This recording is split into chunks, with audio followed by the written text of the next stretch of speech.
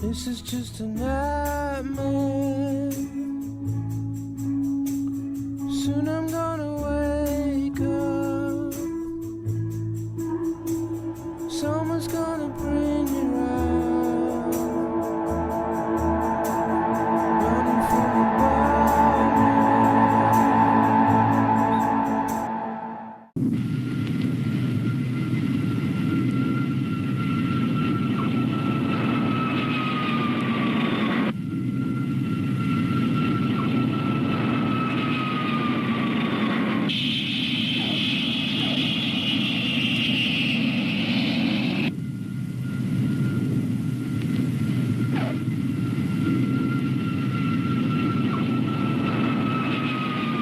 "20 hours have elapsed. The commander and his staff are at alternate headquarters. Most aircraft have landed at their post-strike bases, either at intermediate or advanced stations, or back at their home bases in the United States. Now to the reports from those who've been over the targets. On them hinge future actions, future strikes, and the war itself. In the control room of the alternate headquarters, controllers are busy tabulating the reports. From them, the planning staff will determine additional targets to be struck in subsequent attacks. Mike, what are the latest totals on aircraft return? Your board shows only about 25% of your aircraft at recovery bases.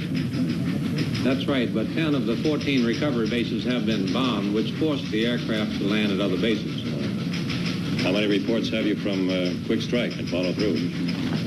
We have strike reports of 2/3 on quick strike, but less than 1/2 on follow through. Keep trying to find out where they are, huh? Will do. Let's have a situation report. Sir, we're having some difficulty getting information. What we have may change as more reports come in. Sergeant, uncover the operations summary board, please.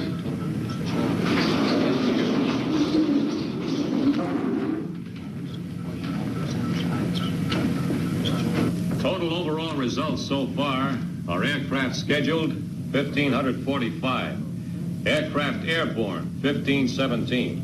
Pre-target aborts, 62. Strike reports, according to crew estimates, 1,219. Aircraft retrieved at recovery bases, 971. Known losses, enemy territory as of 2 hours ago, 93. Missing, 49. Major battle damage to aircraft requiring 3 days to repair, 62. Now, the difference between the sum of these two figures and this airborne total is 453. Of these 453 unaccounted for aircraft, sir, there should be 53 B-52s still airborne. The missing figure is high because surface communications in Europe and North Africa have broken down completely. We expect radio reports soon from individual bombers, groups of bombers. Crews may not realize that many of their reports aren't being forwarded. Thank you, Sergeant. Sir, here's a report from Zebra. 43 B-47s and 15 B-52s were on the ground at Shotgun 6 hours ago. We had no previous report from there. Now, that may reduce our missing number to 342. But, of course, we'll have to check the B-52 tail numbers to be certain. What action have you taken on those crews down in enemy territory? We have air rescue service on the way, sir, with sufficient aircraft to support our needs in every area.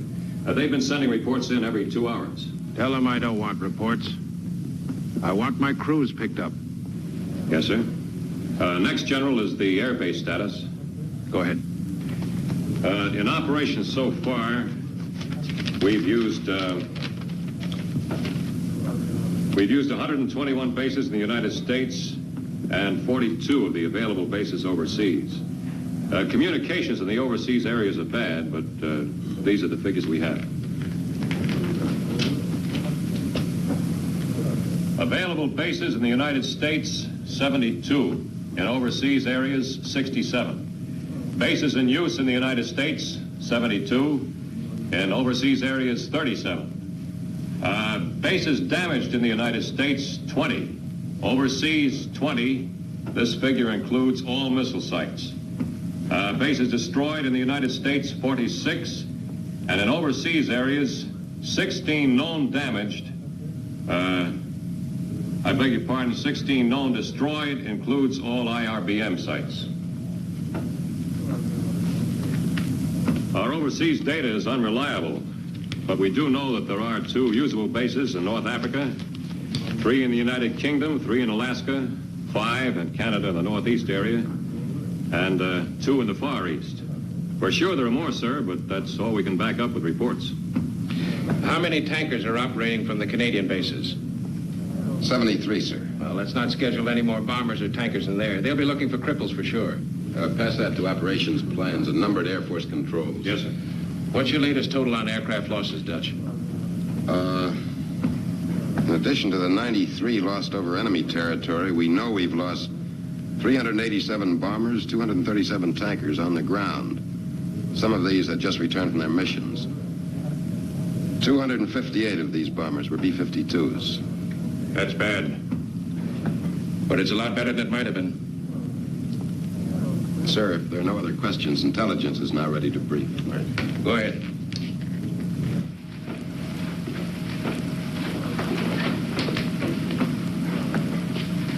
Sir, we have 625 strike reports in and 182 debriefing reports, but our evaluation is limited.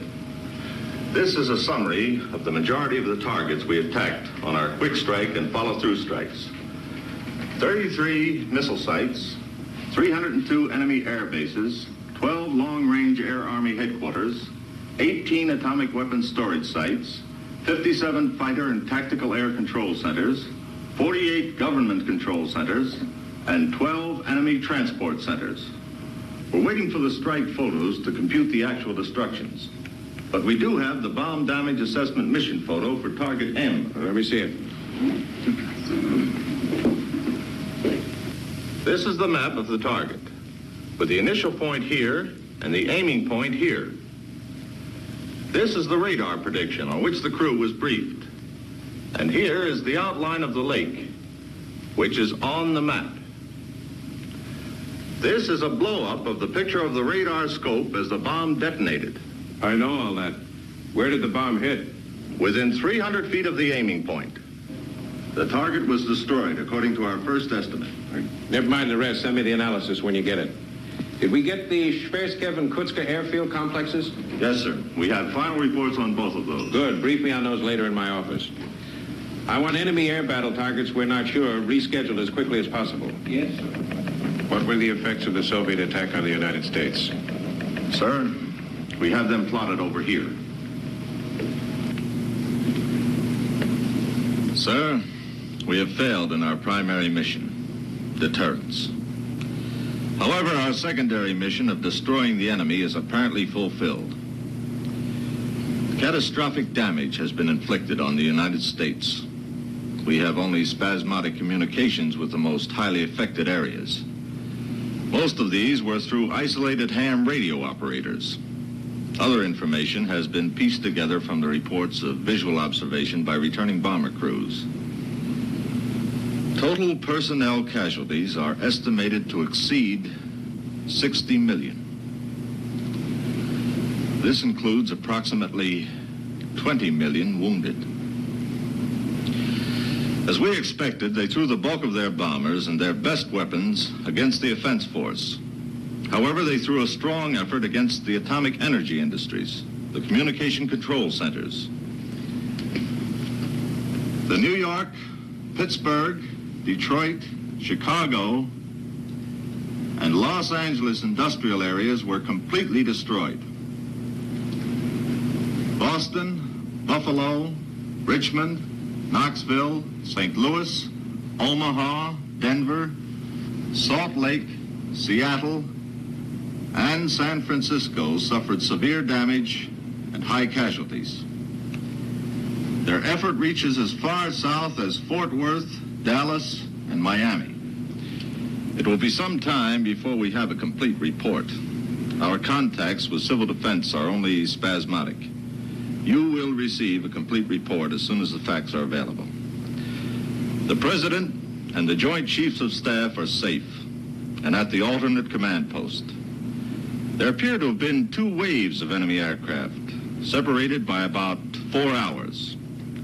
Oddly enough, Air Defense advises that the only unidentified aircraft they've spotted in the last 10 hours have turned out to be friendlies. Sir, the next briefing phase will be by operations. Thanks, Red. Sergeant, let's have a look at Foxtrot, please.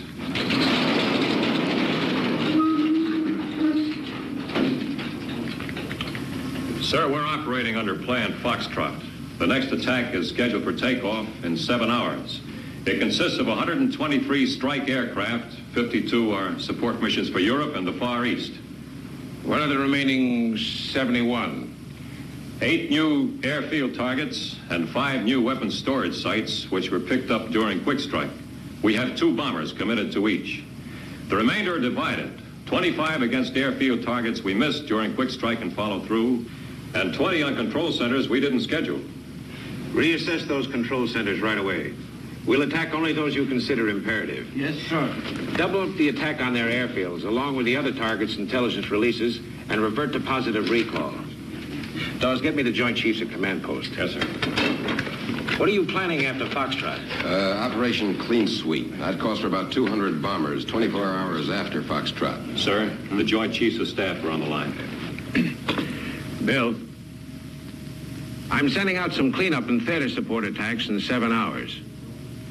I've got a feeling that after the next strike, we may have control of the air. The next 24 hours should tell. In any event, I'm not going after his industry as such for 31 hours. All future attacks will have positive recall procedures. Does CIA have anything? Yes, we have sufficient weapons for at least 3 days' operations. Please keep me advised.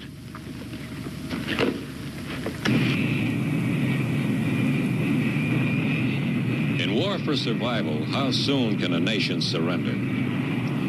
When its military power is destroyed and its communications and governmental centers shattered, we must give him every chance, take every precaution to ensure that no bomb falls after he acknowledges defeat.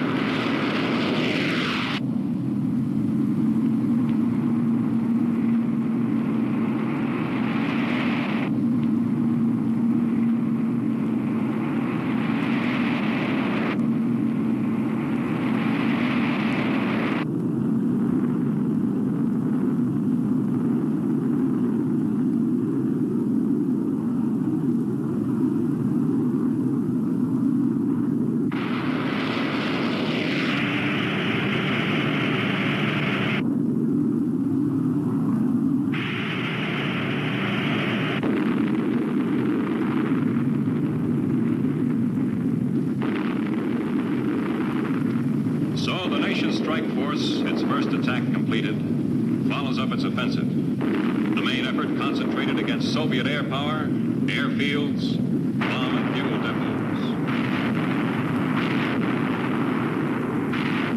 Already, more destructive power has been delivered than has been expended in all the wars in the history of man.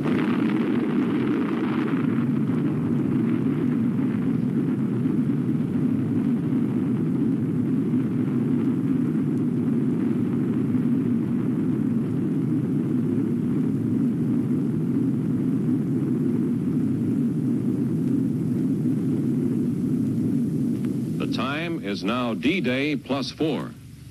4 days after the first attack.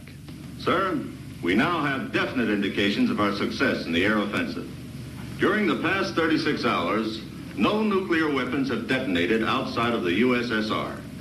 Our attacks have reduced the Soviet Air Force to a handful of aircraft operating from substandard bases.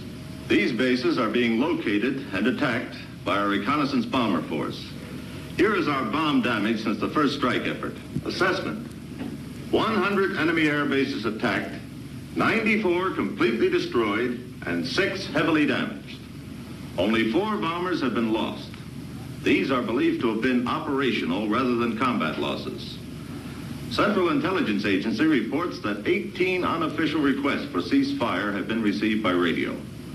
Supreme Allied Commander York reports almost complete disintegration of resistance by surface forces. They must quit. They have no other choice. We have the air, we have the power. And they know it.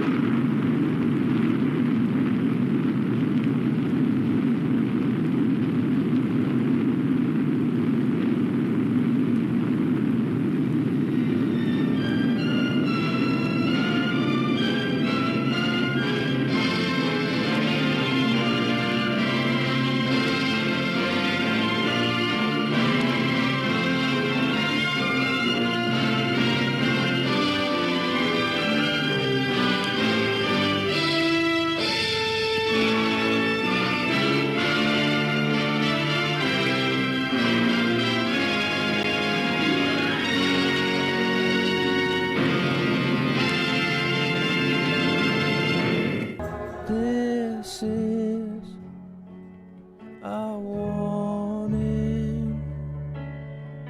for me.